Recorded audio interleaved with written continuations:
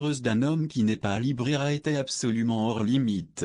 Moralement, je vivais très, très mal avec cette idée qui allait contre toutes mes valeurs. Donc pour m'aider, mon ange m'a rappelé un proverbe que ma mère me répétait toujours lorsque j'étais adolescente. Si tu aimes quelqu'un, laisse-le partir. S'il te revient, c'est qu'il t'appartient. S'il ne te revient pas, c'est qu'il ne t'a jamais appartenu. Eh bien laisse-le aller et tu verras qu'il te reviendra. Il t'a toujours appartenu, il n'a jamais été à elle. Celle qui est célibataire devra donc simplement se tenir en retrait et attendre patiemment que les choses se mettent en place d'elles-mêmes, que les anges accomplissent leur miracle. En premier lieu, la flamme jumelle qui est en couple a des choses à vivre avec la personne avec qui elle a sans doute des choses à apprendre et à régler. Elle reviendra vers elle lorsque le moment sera parfait. Avant cela, ce serait prématuré et n'ayant pas vécu ce qu'elle avait à vivre avec l'autre, elle pourrait retourner auprès d'elle ou encore avoir ce besoin de terminer ce qu'il ou elle avait commencé ultimement.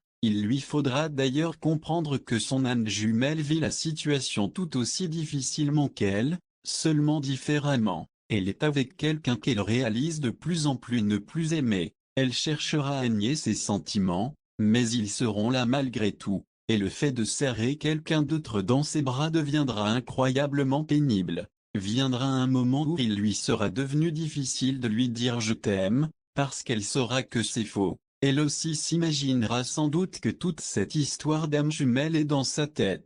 Elle aura ses propres réalisations à faire et elle devra les faire elle-même. Les décisions, les apprentissages et les choix à faire, tout devra venir d'elle. Autrement elle pourrait finir par en vouloir à son âme jumelle de lui avoir dit quoi faire ou quoi décider. Conseil en attendant, quelques conseils pour tous ceux que ça concerne. Évitez, autant que possible bien sûr, d'avoir cette personne dans vos amis Facebook. La dernière chose que vous voulez voir ce sont des photos de votre âme jumelle heureuse avec quelqu'un d'autre, les voir s'écrire des mots doux sur leur mur, etc. Vous avez le droit de vous épargner un tout petit 87. Peut tout de même, avoir la foi est capital dans cette situation, c'est ce qui vous permettra de passer au travers, et dans les moments difficiles, votre ange gardien saura vous réconforter d'une façon ou d'une autre. Comprenez que cette personne est faite pour vous, c'est vrai, mais elle est aussi la seule et unique à en décider. Donc, tant qu'elle ne vous a pas donné son cœur, il ne vous appartient pas et le vôtre ne lui appartient pas non plus. Donc, vivez votre vie le plus normalement possible, comme si elle n'en faisait pas partie car après tout, c'est le cas. Apprenez donc à vivre au jour le jour. Ne pensez pas à ce qui s'en vient car vous l'ignorez alors c'est inutile d'angoisser à ce niveau. Ne pensez pas à ce qui est passé, car c'est terminé alors ça ne sert à rien de déprimer à ce sujet. Aujourd'hui, en 7 heures, en 7 minutes, c'est la seule chose sur laquelle vous avez un peu de contrôle,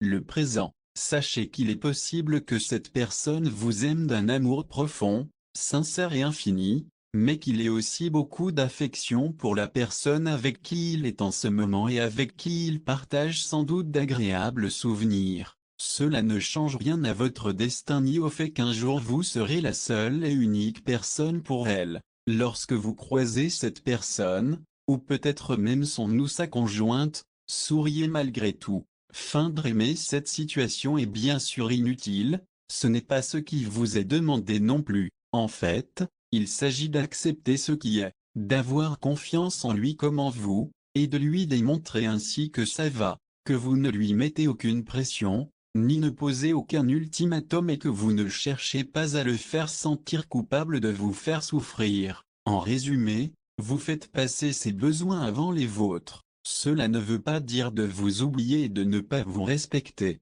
mais surtout, ne faites rien, dans le sens, pas de flirt, ou de sous-entendu, ou d'invitation ou quoi que ce soit.